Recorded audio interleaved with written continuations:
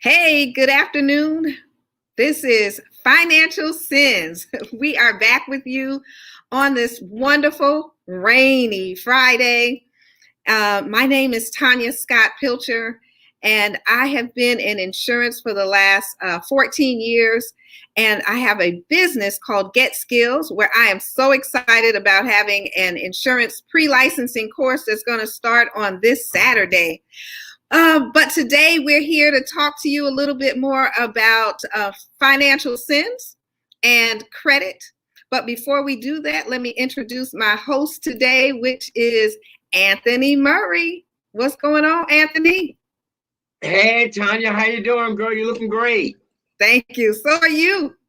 Thank you. My name is Anthony Murray, and as with Tanya, we're so glad that you're here. We're so glad to be here with you.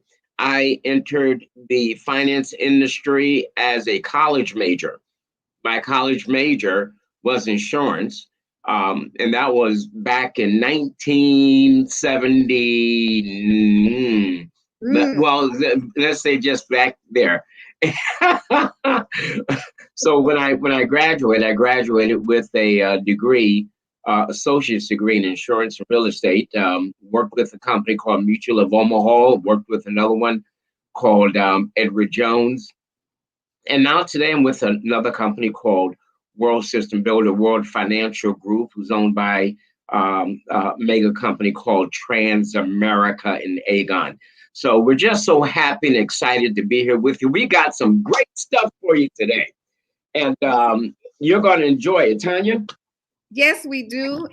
Our other co-host is not here with us today. We call her Mad Flo, but Mad Flo isn't too far away from us. She's a long ways away because she's way up in Massachusetts, but she's on the air with us today. She'll be here probably tagging in or texting in, and we just want to say, hey, Flo, we miss you today.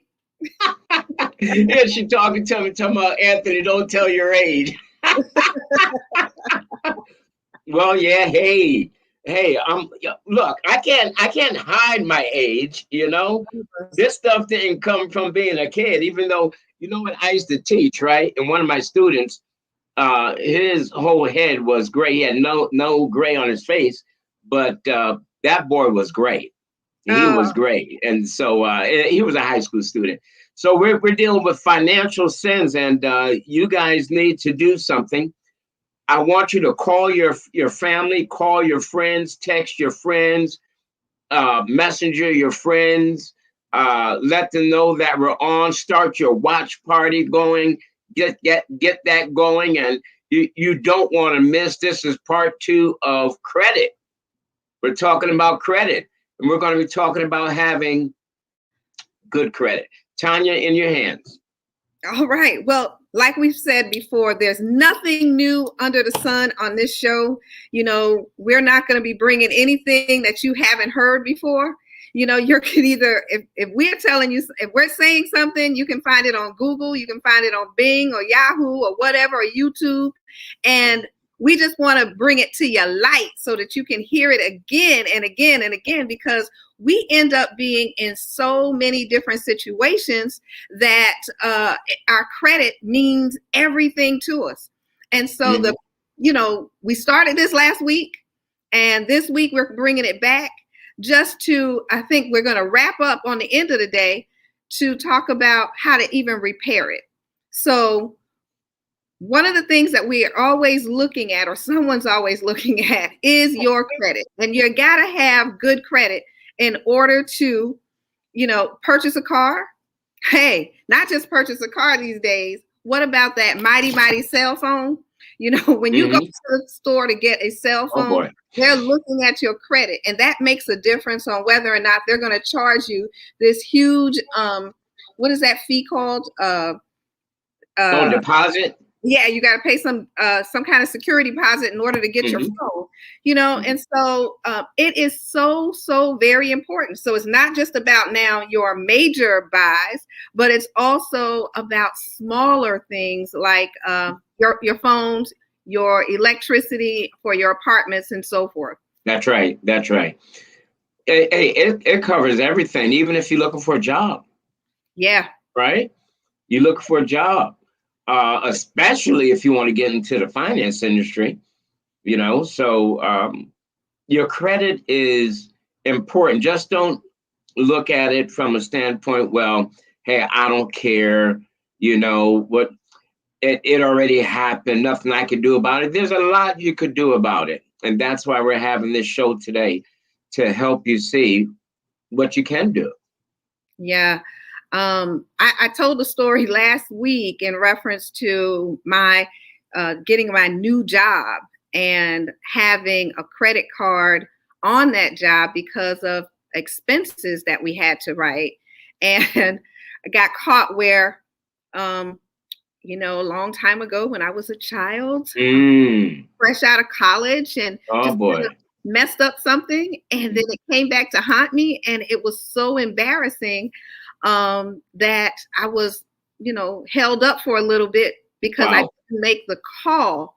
I was, I had to make the call, but I was scared because I ended up, not being able to, or being declined on that Express card. That's what happened. I was declined on the card, and then I ended up calling and getting the situation straightened out.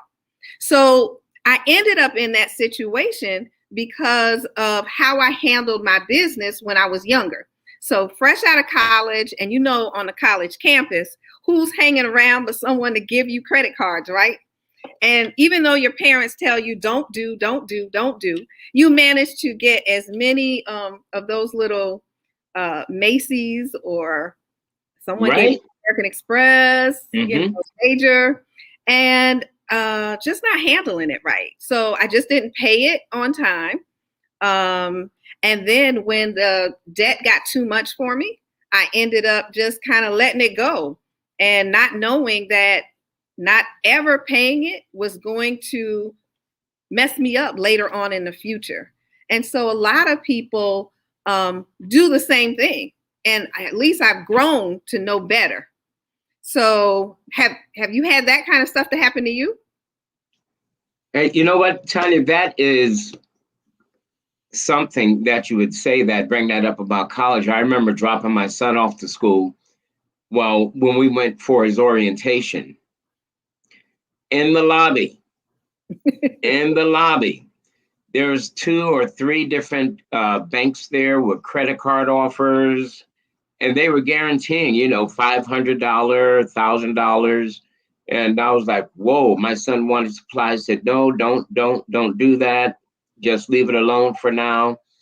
It's a blessing and it could be a curse at the same time. What do I mean by that? If they're responsible and their parents work with them, then they can start building credit early. Yeah. But if they're not responsible and there's no one there to monitor, that $500 limit would be used up in a matter of no time. So what type of choices have you made? I remember buying a house when I was 22, my first house, 22, 23, right in that range. And it needed a bunch of repair. And I took out this loan that was enormous.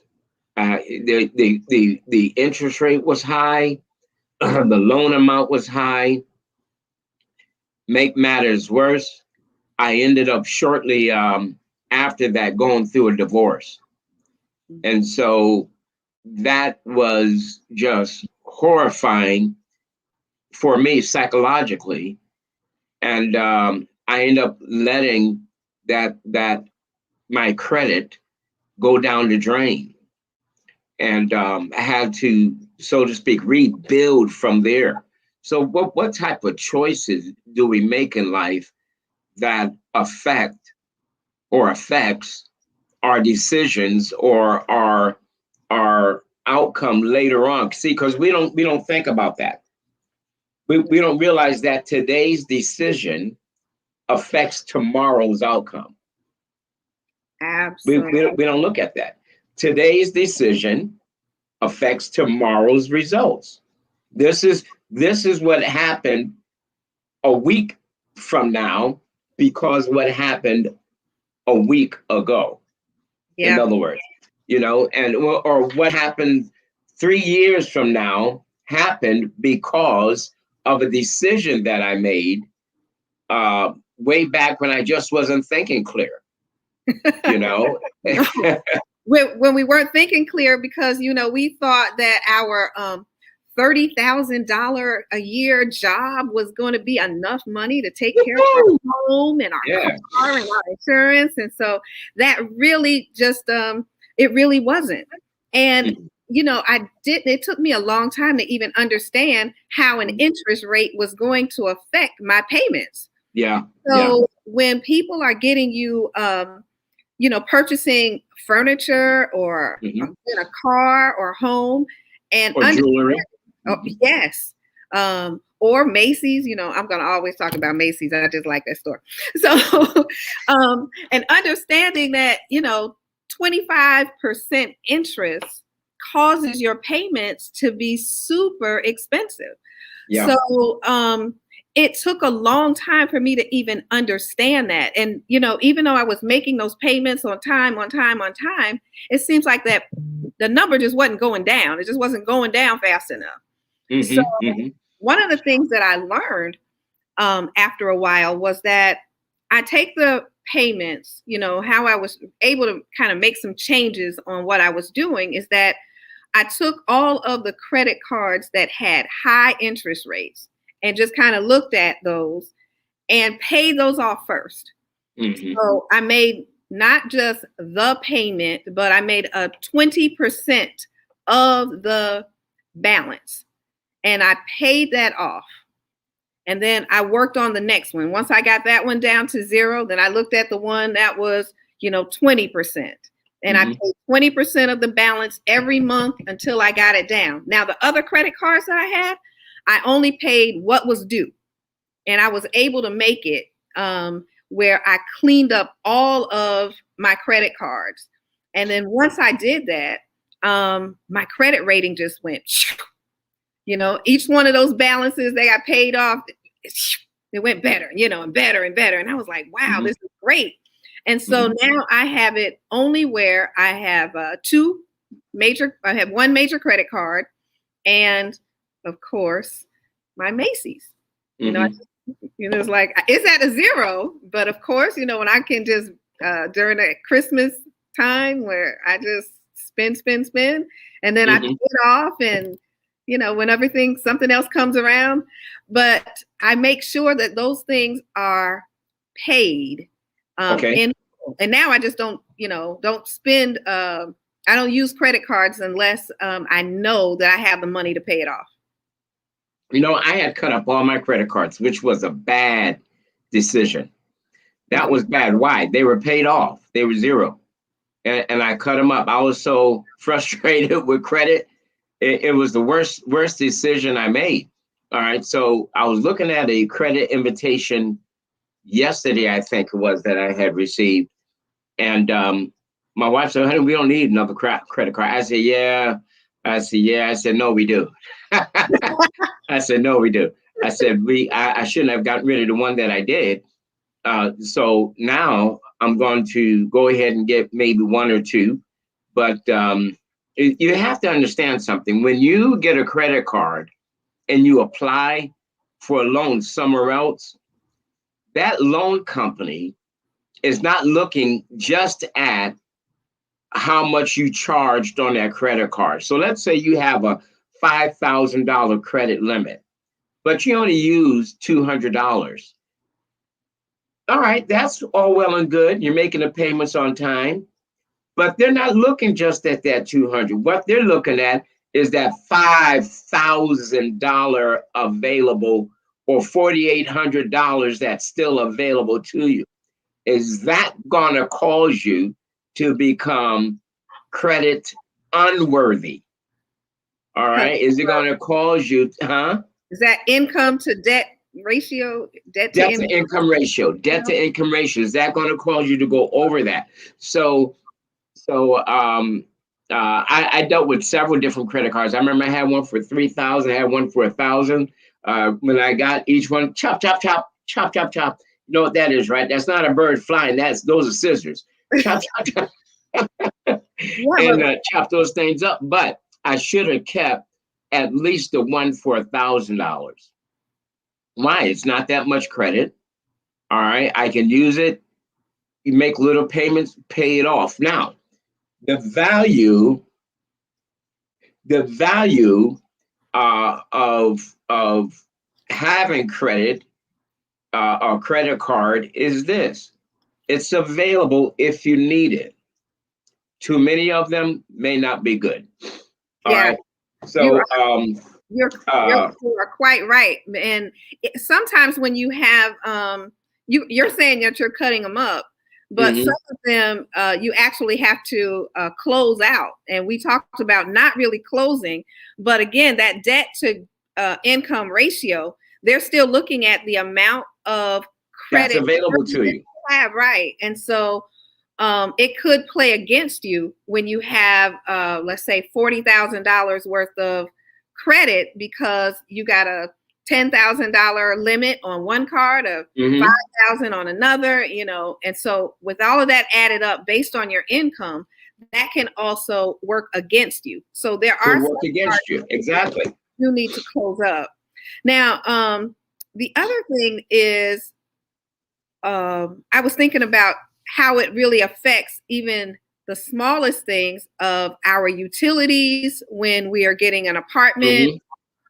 We talked about how it affects, employment. And so we always have to keep it good. But if we would spend a little time, I'm thinking about college now, is that if we would spend a little time now educating our children with some financial education, banking information, and having them to understand the importance of money and of credit, so that they will be prepared a little bit better than we were.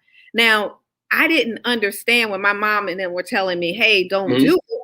But if they would have, gave me a little class on what an interest rate is, and I really did not have any money on that first job. I wasn't making enough. I didn't understand budgeting. And so if I would have understood those things first, then it would have helped me to make a better decision and a better way of spending or even getting those credit cards. Mm-hmm, mm-hmm, mm-hmm. Once you kind of mess up your credit, it takes a little while for us to, make it better. And Right, so, right, right. and that time could be what, 6 months, 7 months, 7 years, 5 years. So all of that makes a difference on just being educated early in reference to our finances. Absolutely. Makes a big difference, doesn't it? Education, financial literacy is critical. I currently, the company that I'm with, World System Builder, World Financial Group, that's us. That's our pretext. That's what we're all about, financial literacy. We hold financial literacy workshops 7 days a week. Why? Because people need to know.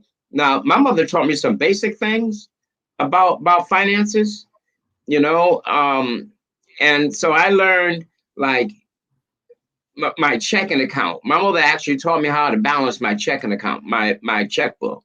She taught me how to balance that. All right, but other than that was really it, man. I went to the school of hard knocks.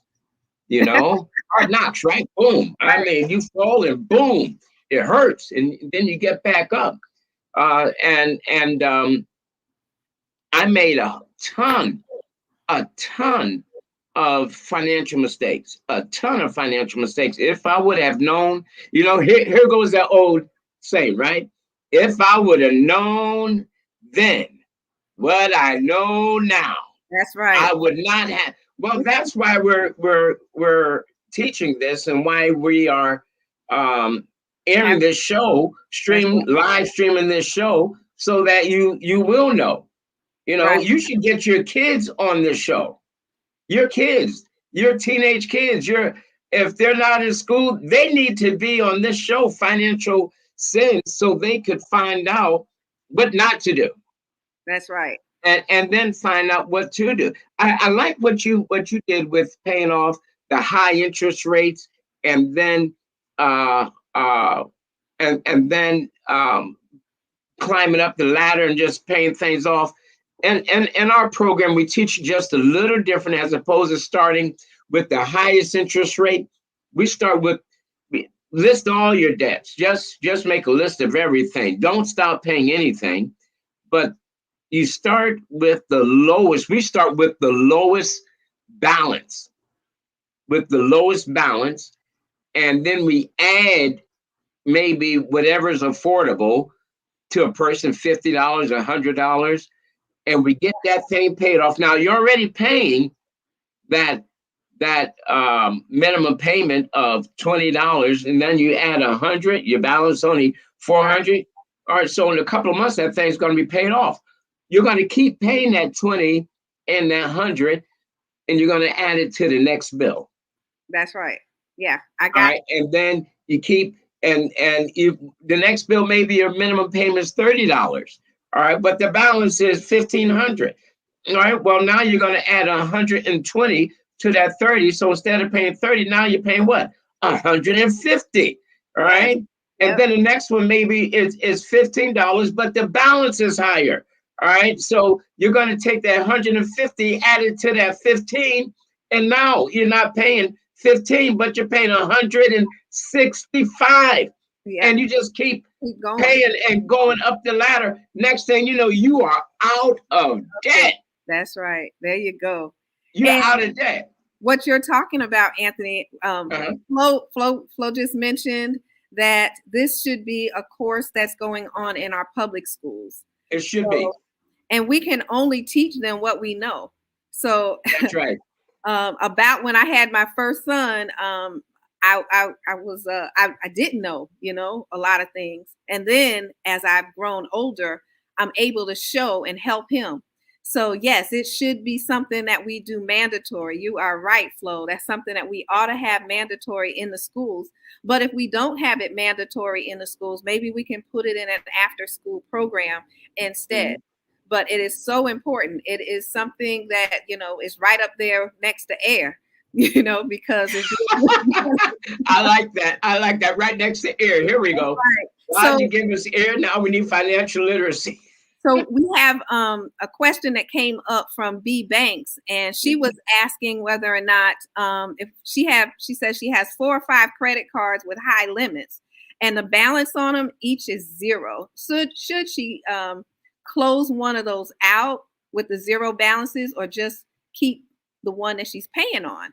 And so I would say it's based on your debt to income ratio. So again, if you have those other cards that have 0 balances and they have large what's that called? Limits. Large limits, then Mhm. some of those you may need to close them down. But try to keep the one that you've had the longest out there. So if you have one that's $10,000 or $20,000, then maybe close out one of those. If one is 10 and one is 20, and your Get rid of that $20,000 debt. $20,000 debt, or even call them up and tell them to reduce it. Reduce it. Before I've told them Yeah. to reduce it. A lot of people do that too. They'll keep those credit cards and they'll tell the bank or wherever you got them from, hey, I want you to drop this limit from 20 to 5,000. Or 20 to 3,000, whatever. What are your needs? What's the purpose of the cards? Is the purpose of the cards for business? Is the purpose of the cards for shopping? Are they cards for a department store, your favorite department store, so you could go there and shop? Listen, when you go to buy a house, your debt to income ratio now is 20, 30. Let's say you have 3 or 4 cards. One's 10,000, one's 20, one's 15, one's 5,000. I did it so quick I didn't add them all up. But now that's like $80,000, $70,000 more debt. And they take that and they look at the size of the mortgage you want, and then they compare that to your income you have coming in. Then they look at all your utilities, and now they look at your debt to income ratio. And if the percentage is too high of debt compared to income coming in, then that could be an automatic rejection for you. So wisest thing is this: no one needs no more, unless they're for business. No one needs no more than 1 or 2 credit cards. If you have a 0 balance credit card, keep one, at least 1 0 balance. If you're paying on a credit card, then get that thing paid off. But that 0 balance, if the balance is too high, call your bank, like Tanya said, and tell them, hey, I'd like to reduce this credit card balance. They will try to talk you out of it, but you just stand firm and let it be.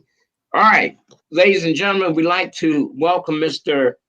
Franklin Fountain. And I just would like to tell you a little bit about Frank.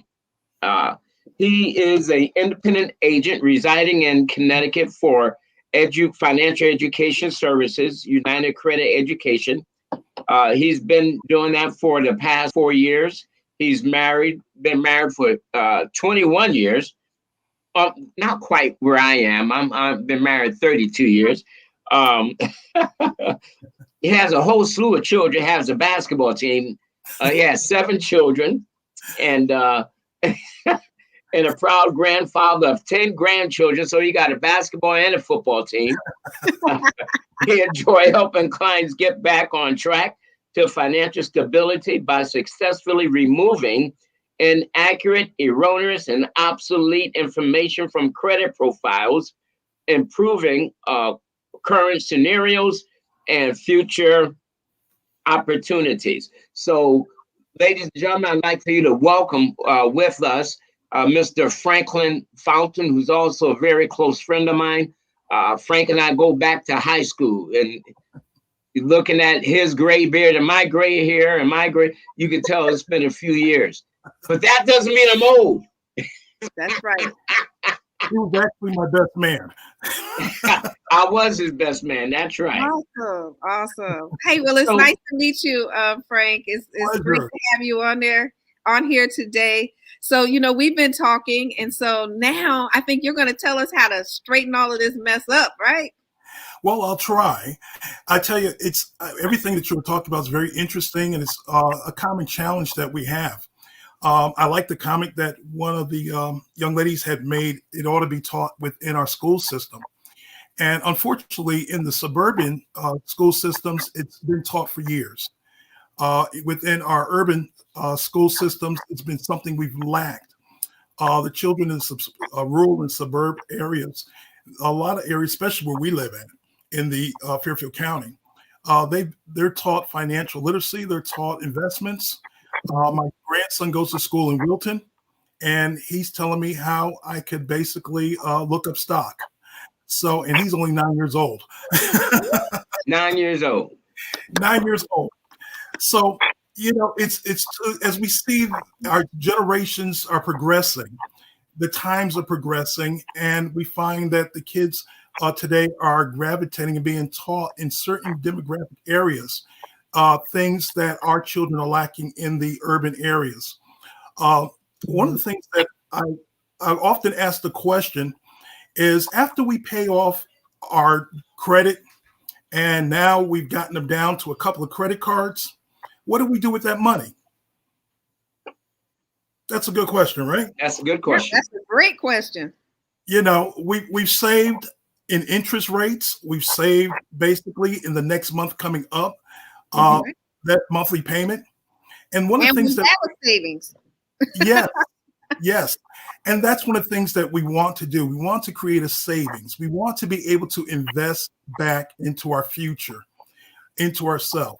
So if you're making if you've been making car payments for the last 3 years, and you've got a 60-month note and you've paid it off 2 years early, well, basically that money that you would have paid over the next 2 years, put it into a savings, redirect those funds into an investment that is going to generate other income for you.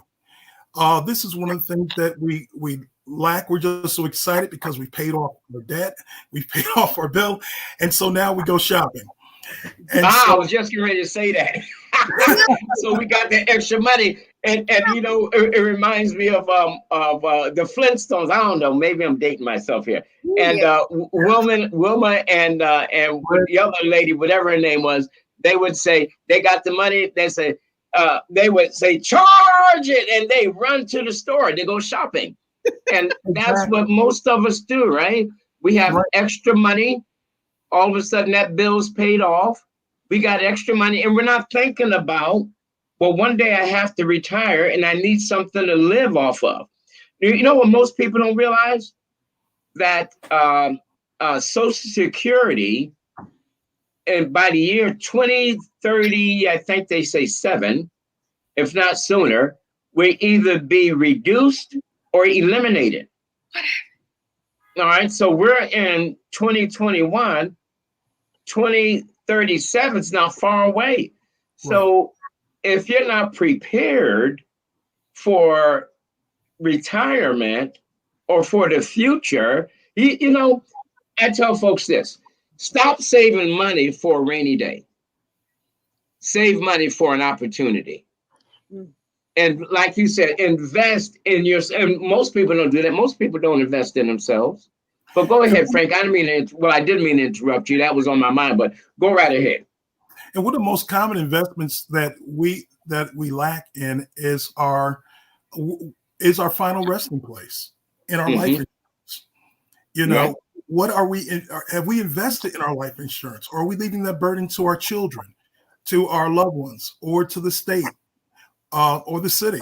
And that is something that, where you can take those extra funds and you can invest it into your life insurance policy, whether it be term or whether it be whole life, or whether you take the extra money and invest it into some sort of investment commodity that would be able to yield you some sort of future interest and growth on your money. One of the other things that I heard you speaking about earlier, and that is credit cards. Is it good to have multiple credit cards? Well, depends on how you use them, and depends on what you're using them for. Of course, it's the debt to income ratio that you have to consider, but 1 to 2 is advisable. And you always want to make sure each month that your credit card debt is no more than 30%.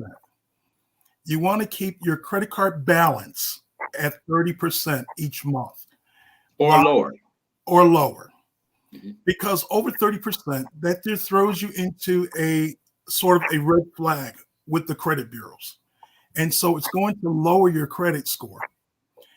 The other thing is you would like to pay off your credit cards within from your due date to 20 days. So this way you're not accumulating the interest on your credit card. Again, you're saving more money. One of the things that I found in my earlier years, and that I'm not that old, when I was going to college, the first piece of mail that I got as I entered into college was a credit card application. That's right. Not just one, but it was a whole bunch of them. My parents were like, "What did you do?" And I said, "I haven't done anything, not yet anyway." But, my parents would sit down, talk to me a little bit about it. But of course, being young and naive, we want to do our thing. So I sat down and I filled out about 10 of them. And I got 6 of them. Oh. Needless to say, when they came to the house, of course, my parents found out. And of course, they all got cut up, which I was grateful for. All but the one that I had, which was my American Express card. With the $10,000 limit.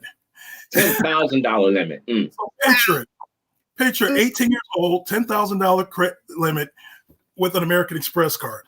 And you had no plans on paying your tuition. No, I had a scholarship, so that was taken care of. So, in a young person's mind, that's free money.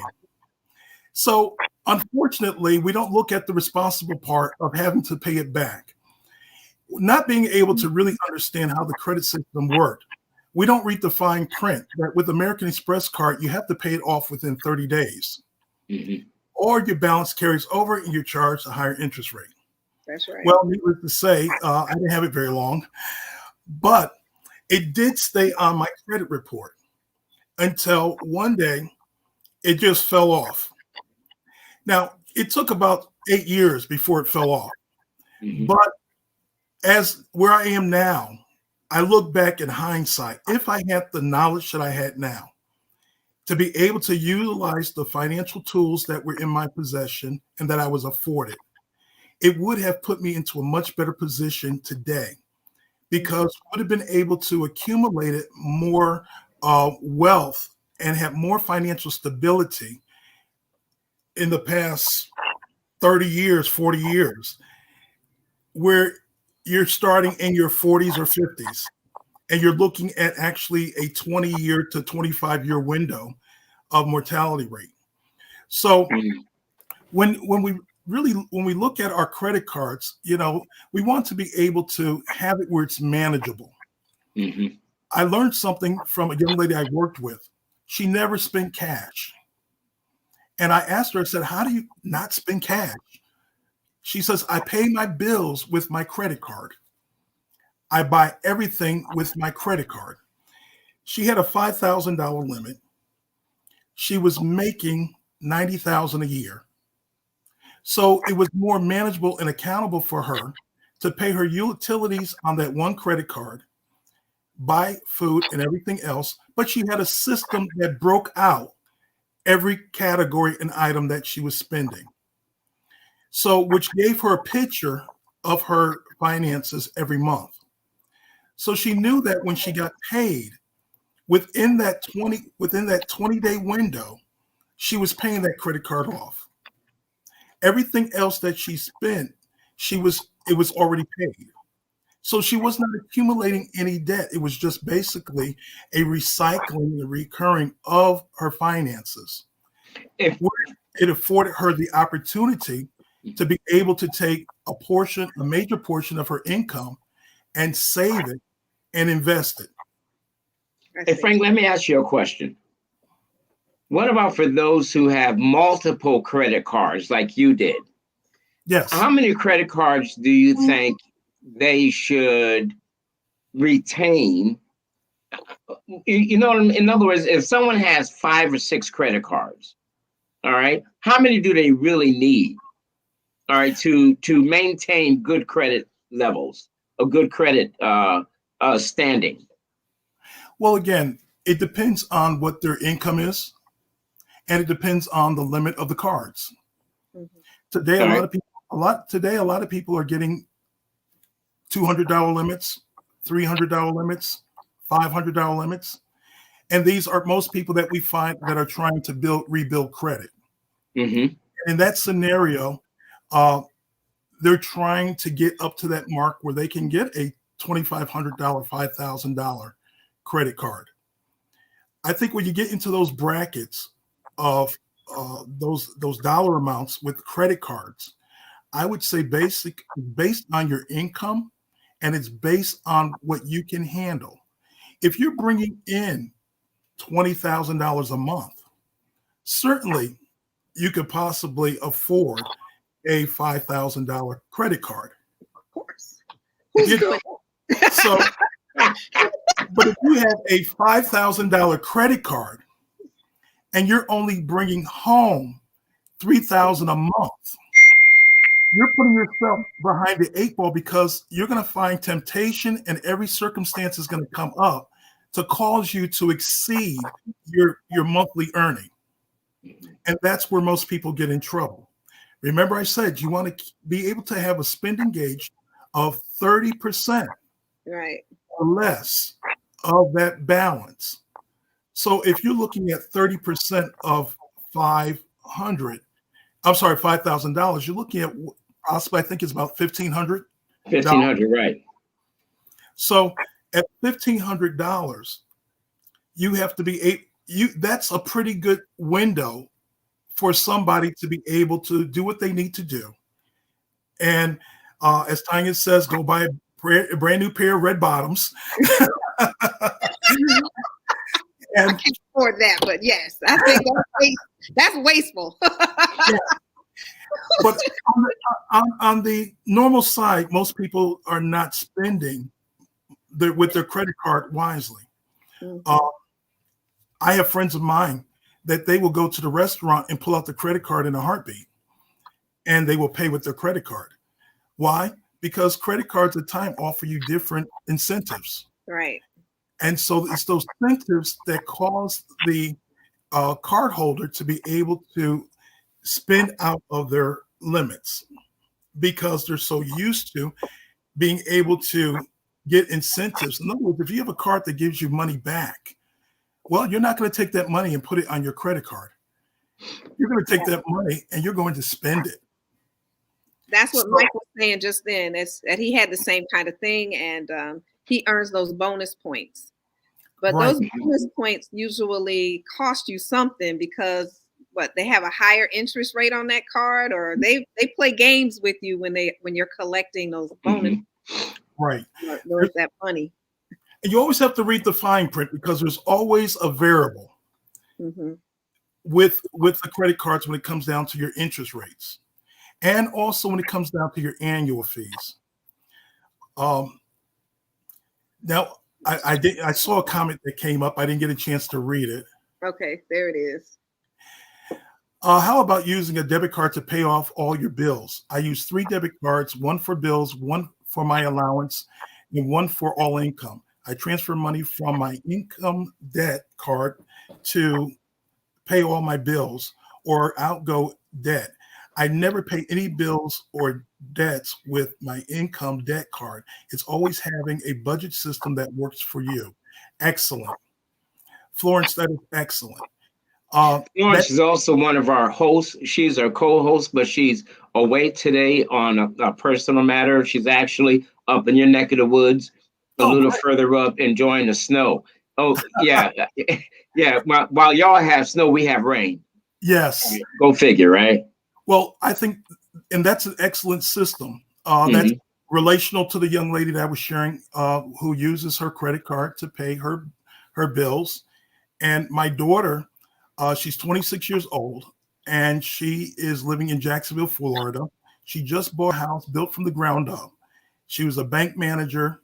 She now owns her own company. She's an accountant, and she said, "Dad, what I do is I have one credit card, one debit card for my bills, one debit card for my mortgage, and I have one debit card that I use for spending on the kids." So I said, "Well, where's your savings?" "Oh, Dad, I got that covered."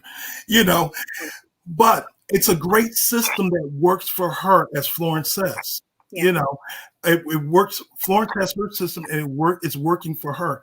You want to have a system that is going to, one, be able to give you accountability of your funds. Mm-hmm. You want to see where your money's going.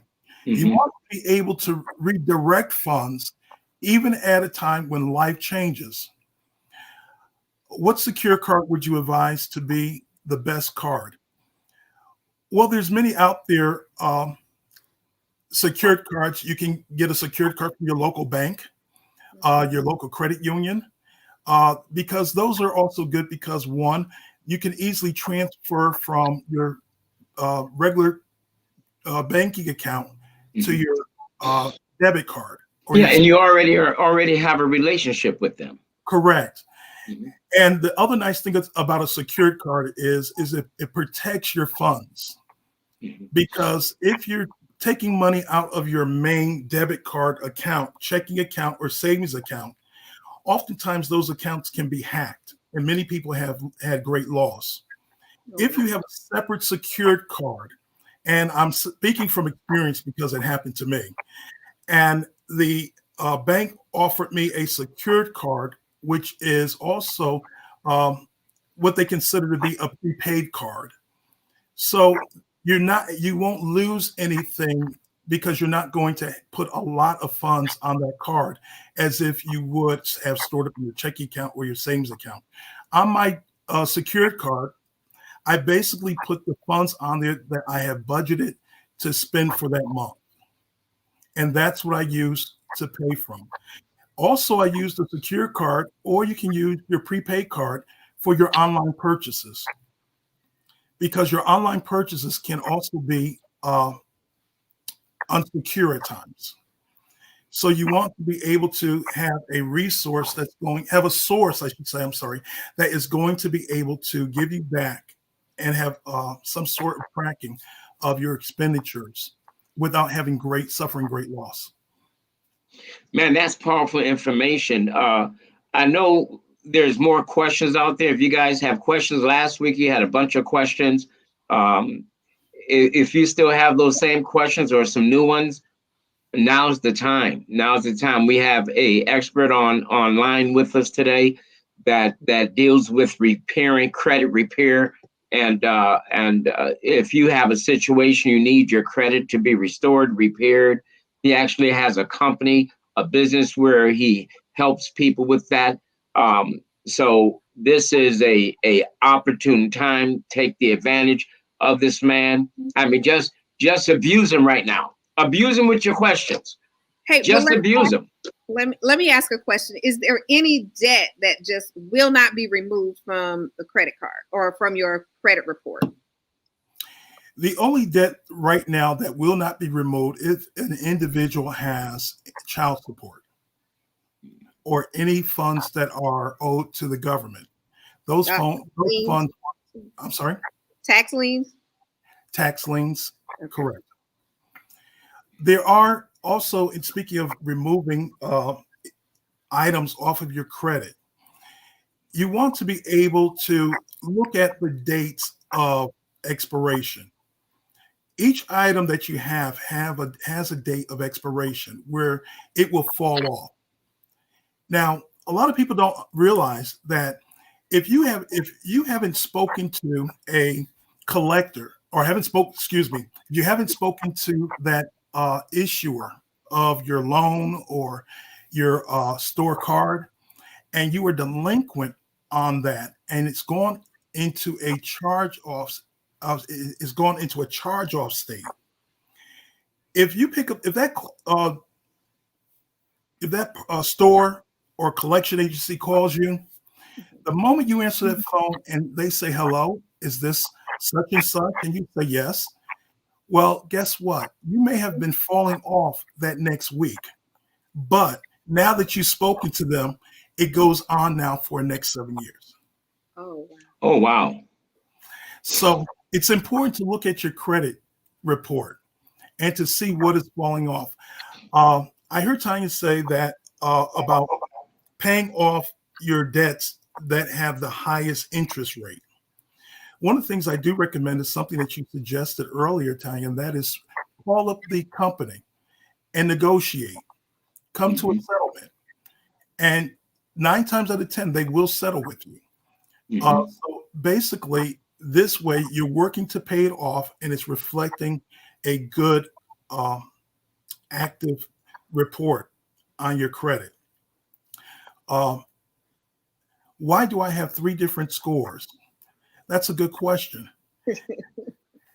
We have 3 different scores basically because there are 3 different companies. Exactly.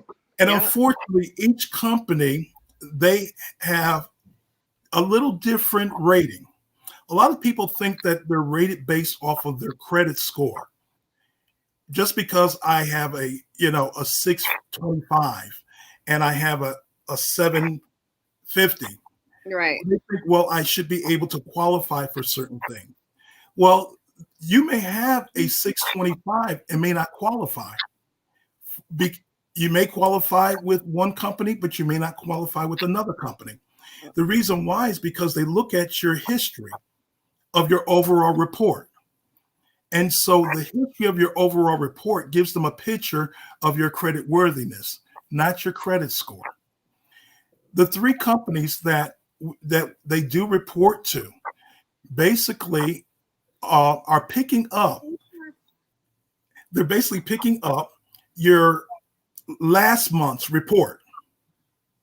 So you have to remember what you're doing this month with your credit cards, what you're doing with your school payments. All of that is going to be taken into gathering this month, but it will be reported next month. Right. Now, this is very important and very critical that you brought that up, because a lot of people, we have a loan, a debt, or whatever. Well, we just have a couple of minutes left here, where we have this loan, we have this debt, and it's due on the 1st. We have a grace period on the 15th. And what they don't realize is that after the 1st, it's considered late. Even though the bank honors the grace period, it is still considered late as far as they're concerned, but it's not reported until after the grace period is up.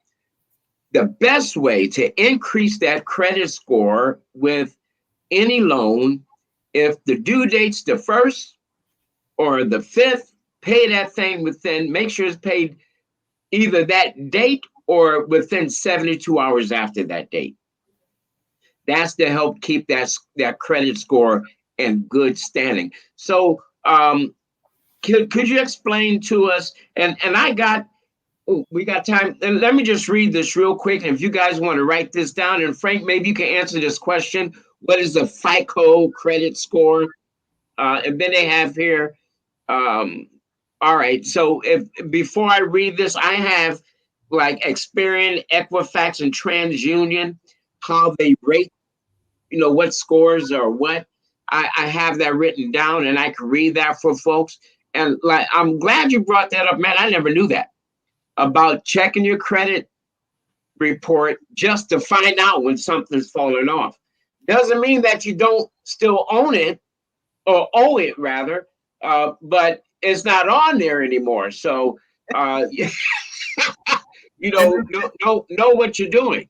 And something else that, of course, one that we don't look at as frequently that affects our credit is also what's called the dark web.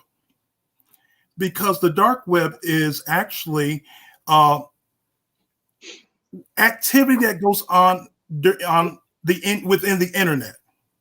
So you may have somebody that has hacked your social security number, You may have had someone to hack your phone, and they may have utilized your information to utilize your credit. So when you are reviewing your credit report and you see certain items on there, you then would say, wow, I didn't do that. Well, 9 times out of 10, it's happening underneath and behind the scenes in what they call the dark web. That's one reason why it's good to have an internet monitoring or credit monitor. You know what's you from identity theft as well. That's powerful, man. I used to work at a collection agency, what was called a hard-nosed collection agency.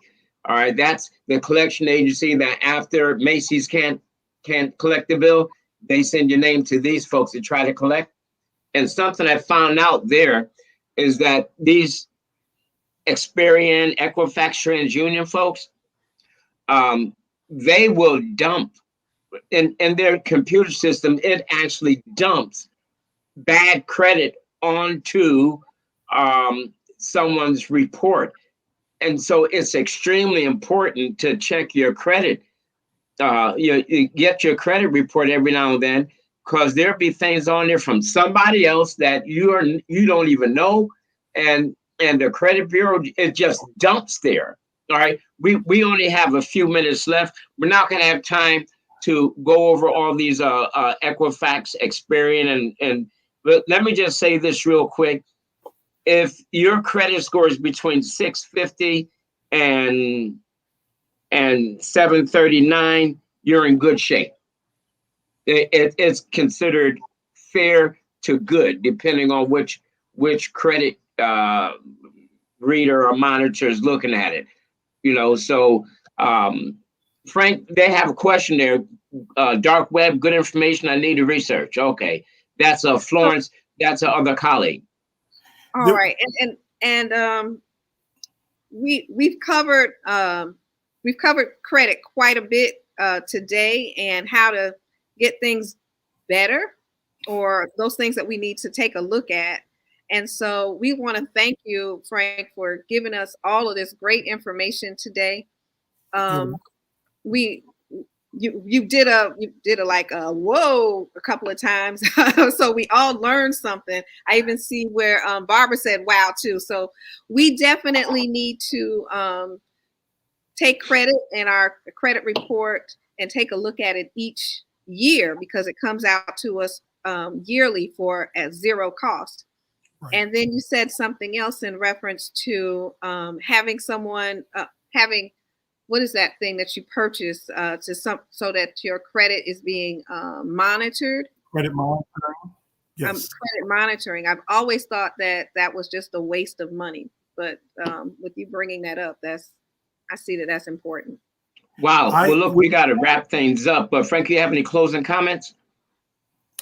I'd just like to say thank you for having me on and allowing me to share the information with you. And I've enjoyed myself. And if anyone needs any other information, please reach out to me. I'll be more than glad to share it. All right, great. Wonderful. Well, listen, next week is going to be powerful. You don't want to miss it. Tanya, what are we talking about next week? Setting financial goals. Setting financial goals, and what else? For business. Setting financial goals and your business goals. So we're going to move from credit over to financial goals for business. We want you to be with us next week. Be with us here at All Things Relevant at 1:00 on Friday. And if you all need to tune in almost every day, because All Things Relevant has some awesome shows. Awesome shows. All day long, all evening long. So I enjoyed it too. So you all are missing it if you all have not paid attention to the things that All Things Relevant has on. We go from politics to money to things happening in Savannah and things happening all over the country. So please join All Things Relevant and then join us on every Friday at 1:00. Bring your lunch. Have a snack with us. Yeah. Bring your coffee with you. And all right, thanks for tuning in. Mad Flow will be back. I hope, Mad Flo. Be safe, Mad Flo, while you're out there. Be safe. Enjoy. Don't play in the snow too much, Flo. All right. Take care, folks. All right. You all have a good day. Thank you.